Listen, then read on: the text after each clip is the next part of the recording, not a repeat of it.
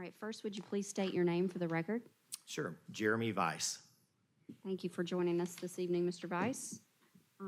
Have you decided whether you would rather give an opening statement or a closing statement? Closing statement, please. All right, we will hold that for the end. We'll start with Counselor McClinton. He's going to ask you the first couple of questions. How you doing, Jeremy? Good. How are Thanks. Thanks for applying.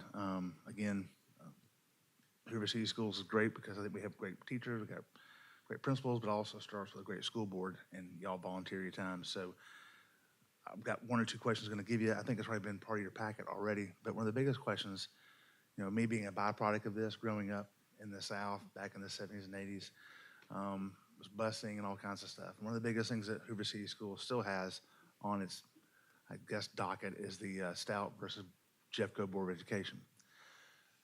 Help me understand in your thought process what you've probably been reading about it.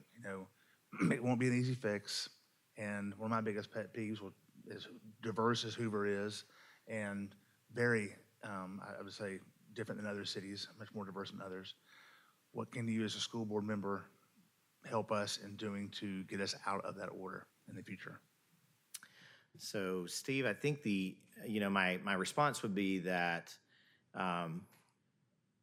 the board needs to continue the journey that it's on to be very focused on the green factors, making sure that, and as I did read and became even more familiar with all of those details, it's a lot, right? So it's a lot to encompass, but I think just continuing to focus and do all that is possible as a board to make progress there and to demonstrate that progress. So it's a general response, but there are a lot of details there that require constant oversight and focus, and I have no doubt that the board's already focused on it, just given what I've read and what I understand, but just continuing that effort. Okay. I had another question I was going to give you that I asked everybody else, but looking more at your background, it's very extensive in the professional world.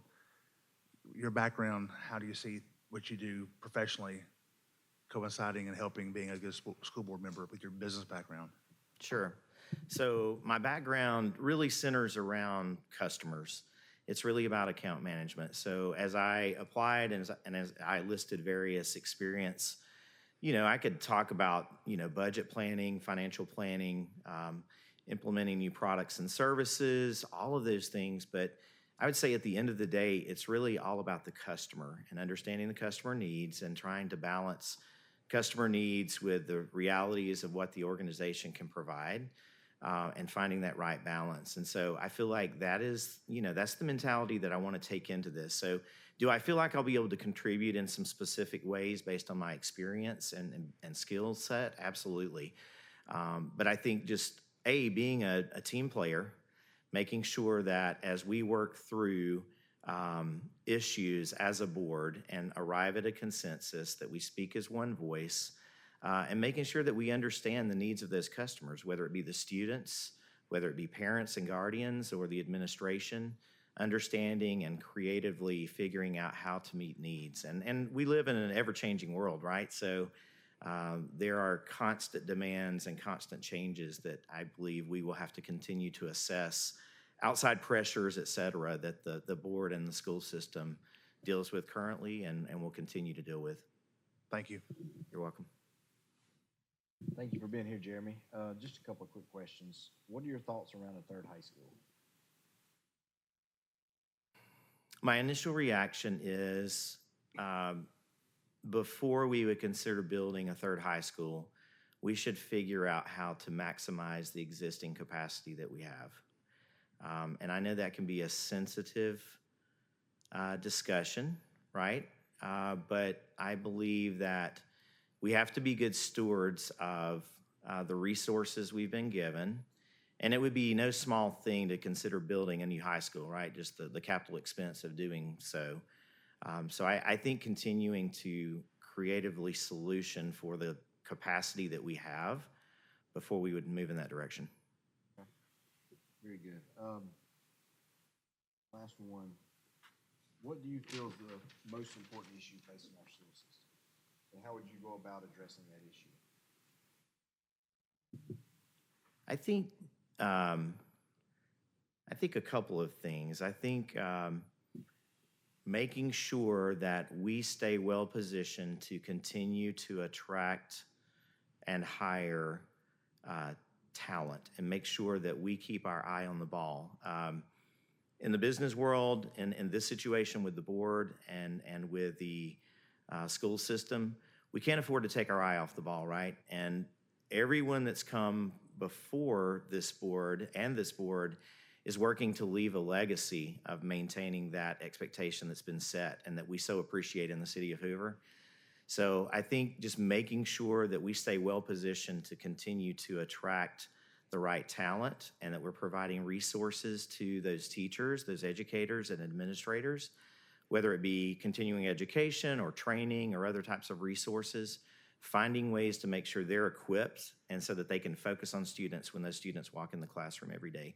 I think that's a priority. And I think that includes, I guess the second piece of that is, I think that includes being able to think creatively about how to attract and hire support staff in other positions, whether it be bus drivers or custodial staff or other positions that sometimes is difficult to attract. But you want to set the same vision and same standard for every single employee in the system. And so setting and maintaining that bar and making sure that we find ways to continue to attract that level of talent that we appreciate today. Thank you, sir. You're welcome. So Counselor Murphy had to step away just before your interview, and he regretted that he could not be here. He's going to watch it later so that he can hear your responses. I did commit to ask his questions on his behalf. So what are your thoughts or views on regulating books and learning material that enter into K-12 libraries? So my initial response would be that those materials need to be age appropriate. I think that is a guideline that we need to make sure is consistently followed. And then what is your view on the elimination or potential elimination of the United States Department of Education? I think that's an interesting question. I'm going to say that I would need to think a little bit more about that and do a bit more research. It's an interesting dynamic that potentially creates some opportunities at the state level, but I think that would have to be carefully weighed and understood, just all the implications, all the pros and cons of doing so. All right. President Lyda. Thank you, ma'am. Mr. Vice, welcome. Thank you for your application and for being here. Thank you. My question is about school funding. I see on your application you have 2 children currently in the school system. Now, based on your experience of watching their educational journey, describe a little bit your opinion of the current state of finances for the school system and maybe what the future state looks like. So, this was most basic form. Financially, do you believe we're meeting the needs of students today? And in the future, if more funding is needed, where do you see that coming from? I do believe that we're meeting the needs of students today from a big picture standpoint. Having 3 boys come through or in the process of coming through, and my oldest just graduated and is in his freshman year of college. One, I want to say that it's neat to walk through that journey with your children and see them grow up and see the quality education they receive, and now to see his transition to college and how Hoover City Schools prepared him for that. I have no doubt that that led to his successful transition to college, and so we're personally very thankful for that. So I do think we're meeting those needs, but I also know just from reading and chatting with folks and understanding that there are increasing pressures on special education funding and other areas of programming and curriculum. So it's something that we're going to have to continue to work to figure out. I think, again, it's another opportunity to think creatively about where those dollars come from. I mean, we have the partnership between the city of Hoover and the school board, but maybe there are other opportunities for private partnerships or funding in some way. So I may be getting out over my skis a little bit, but we should think out of the box, and we should be looking for additional funding that's available to the school system in order to continue to maintain that standard of excellence. And my last question is about school choice. You've obviously read up on a lot of issues regarding our school system. So school choice is a bill that Mike and his colleagues passed last year during the legislative session, and the state's currently in the process of implementing it. School districts have to opt in to accept students from failing districts. Hoover has not made the decision to do that. If appointed to the board, what would be your stance on opting in to allow students to join our system? So could you clarify again, has that legislation passed? Yes, and Okay. school districts today are making the decision as to whether or not they are opting in or out. Okay. I have to admit, I'm not familiar with the details of school choice, but if there is an opportunity to opt out, we should weigh the pros and cons of doing so. That's a significant decision, and one again that needs to be weighed heavily. I see the merits in the bill and the legislation, and it sounds like what it's attempting to accomplish. So I would definitely need to read up more and to be more familiar with the legislation, but would definitely want to weigh the pros and cons of that. You're welcome. How many Board of Education meetings here in Hoover have you had occasion to attend? I have not attended any Board of Education meetings. Okay. Have you watched any online? I have. I've watched a couple online, yes. You may be aware from observation or just folklore that it's not always a happy environment, that people express their concerns, and sometimes it can be emotional. How do you handle disagreements or criticism, especially in a public or emotionally charged setting? So, I currently sit on a couple of boards, and I've sat through city council meetings and other venues. I was just in a meeting with my executive team yesterday at work, and it became heated at a moment. You've got to maintain the decorum of the meeting, in my opinion. It's got to be preserved. And I think there's a way to handle criticism and feedback in the moment to protect the integrity of that forum and that meeting and what the intent of the meeting is, while still respecting the opinions of folks that might come, whether it be a parent or a guardian or someone that came to speak on behalf of a student or to voice a concern. I think there's a way to hear them out and to respect them and respect what they have to say and their opinion, while not losing control of the meeting and not losing the decorum of the meeting, if you will. Okay. And how would you handle a situation if you were a board member, if the board was divided on a major issue? I think those are the tough decisions that you have to hammer through. You have to, if you've taken a position based on your personal conviction or based on the information, the knowledge that you have, I think you need to be true to yourself in that conversation, and just continue to, again, respect the opinions of those on the board.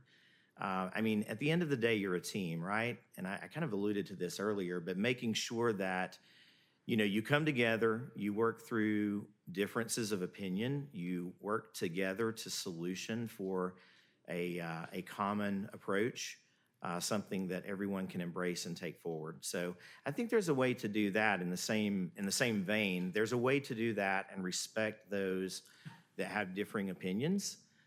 It may take a while, and you may have to exercise some patience and continue to drive through that difficult part of that conversation. But I'm just a believer that you can work through those differences and you can come out the other side of those. All right. You mentioned personal convictions, so that spurs a follow-up question for me. What would you do if your personal beliefs conflicted with the needs or values of the school system? I think everyone has a set of personal beliefs, of convictions, no matter what they are. And I think we all owe it to ourselves to be true to those in our personal walk with our families and in that environment. But I think as you step into this arena as a board member, you owe it to everyone to create that environment, to support that environment, to allow everyone to have that opportunity for that quality education. So I believe there's a way to compartmentalize some of those things. They may be preferences, et cetera, but you've got to think about the greater good of the school system and about creating that same opportunity for every student in the system. And I think that has to be the overarching driver as you think about that. You know, if you look at the mission statement, just creating that caring environment, giving students that opportunity for that quality education, making sure that they have the opportunity to develop that exemplary character that we want from all of our kids, right? All of our children. I think there's a way to be successful in doing that and making sure that you're creating that opportunity. Thank you very much. And when you're ready to give your closing statement, we're ready to listen.